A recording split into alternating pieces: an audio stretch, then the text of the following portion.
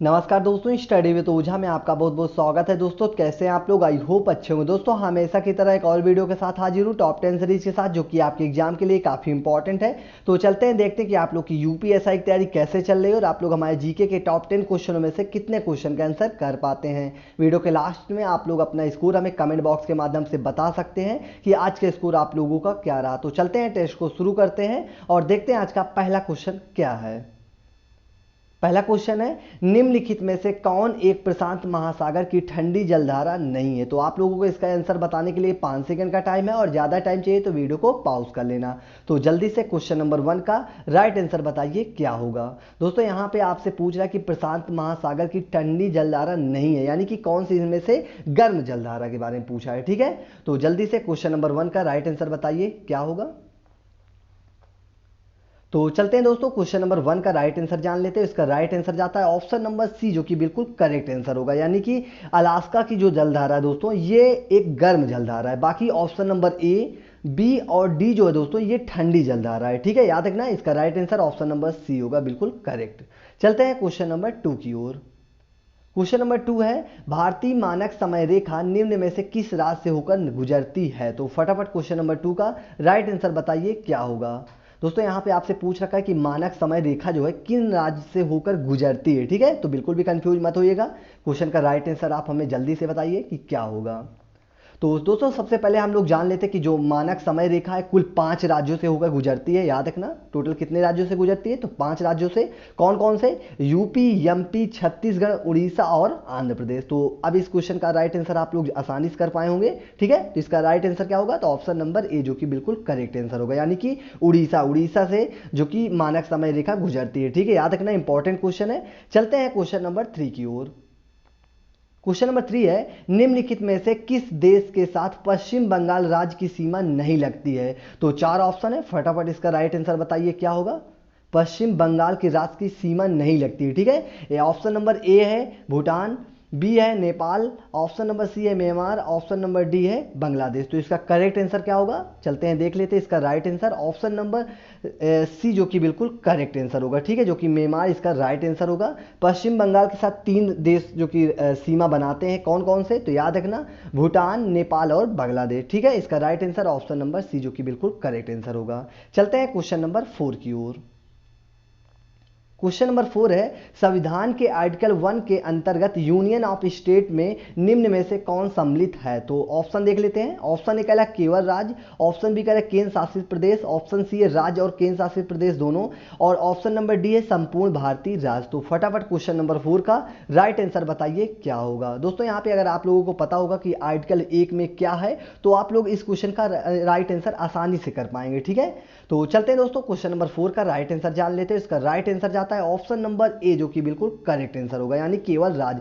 क्योंकि दोस्तों भारतीय संविधान के आर्टिकल 1 में साफ साफ लिखा हुआ है कि भारत जो कि राज्यों का एक संघ होगा। ठीक है, तो यहाँ पे केंद्र शासित प्रदेश की बात नहीं हुई है। यहाँ पे इसका right answer option number A होगा। ठीक है, याद रखना इंपॉर्टेंट क्वेश्चन है। चलते हैं क्वेश्चन नंबर 5 की ओर।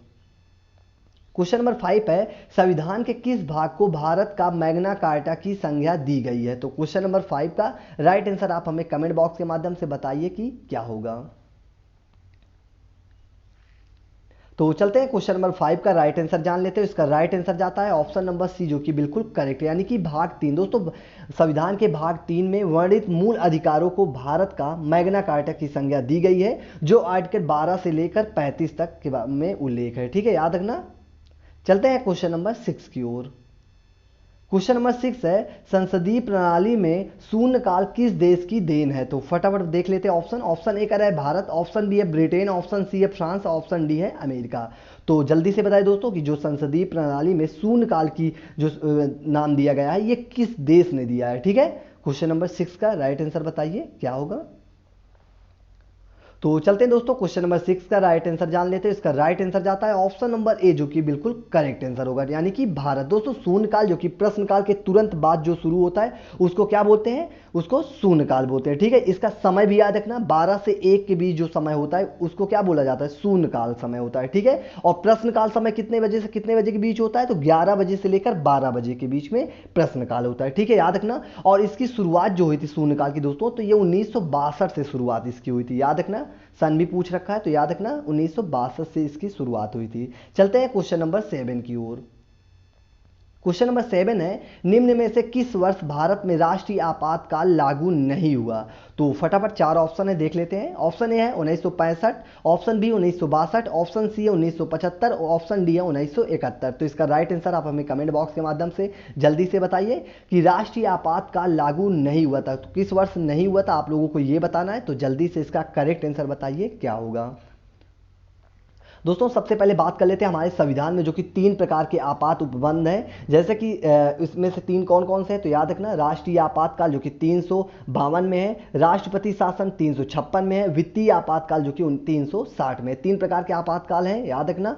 और उसके बाद इसमें पूछ रखा कि राष्ट्रीय आपातकाल लागू नहीं हुआ था, तो इसका करेक्ट आंसर होगा ऑप्शन नंबर ए, यानी कि 1965 में। दोस्तों 1965 में जो कि राष्ट्रीय आपातकाल लागू नहीं हुआ था। अभी तक देखा जाए तो टोटल 3 बार राष्ट्रीय आपातकाल लागू हो चुका है, 1962 में, 1975 में और 1971 में। ठीक है, याद रखना। चलते हैं अगले क्वेश्चन की ओर, क्वेश्चन नंबर 8 की ओर। ठीक है, क्वेश्चन नंबर 8 है, प्रथम जैन संगति किसके समय में आयोजित की गई थी? तो किसके समय में की गई थी? 4 ऑप्शन है, फटाफट ऑप्शन देख लेते हैं। ऑप्शन ए है अशोक के समय में, ऑप्शन बी है चंद्रगुप्त मौर्य के समय में, ऑप्शन सी है बिंदुसार के समय में, ऑप्शन डी है अजातशत्रु के समय में। तो फटाफट क्वेश्चन नंबर 8 का राइट आंसर बताइए क्या होगा।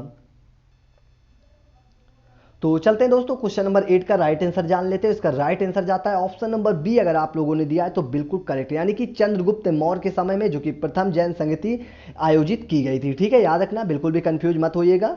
चलते हैं क्वेश्चन नंबर 9 की ओर।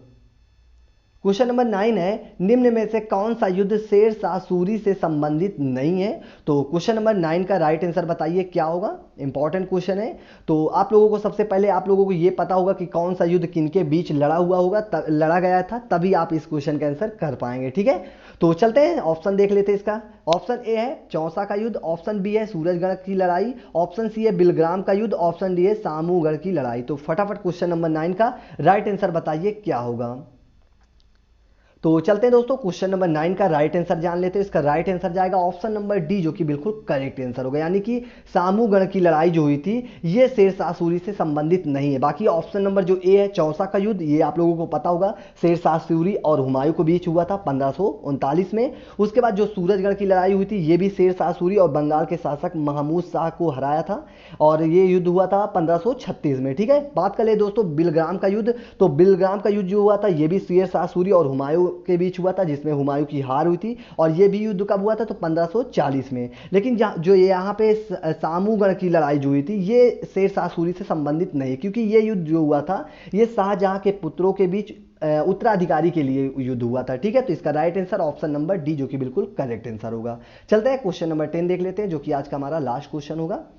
क्वेश्चन नंबर 10 है, अखिल भारतीय ट्रेड यूनियन कांग्रेस यानी कि AITUC के पहले अधिवेशन की अध्यक्षता किसने की थी? तो फटाफट बताइए दोस्तों, क्वेश्चन नंबर 10 का राइट आंसर क्या होगा।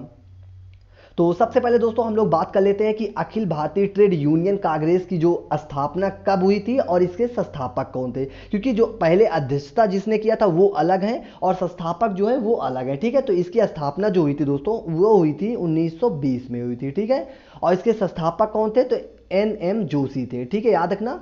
और इस क्वेश्चन में क्या पूछ रखा है कि पहले अधिवेशन की अध्यक्षता किसने की थी? तो इसका राइट आंसर हो जाएगा ऑप्शन नंबर सी, यानी कि लाला लाजपत राय, जो कि बिल्कुल करेक्ट आंसर होगा। तो याद रखना, आप लोगों से अगर पूछ ले कि अखिल भारतीय ट्रेड यूनियन कांग्रेस की स्थापना कब हुई थी, तो 1920 में हुई थी।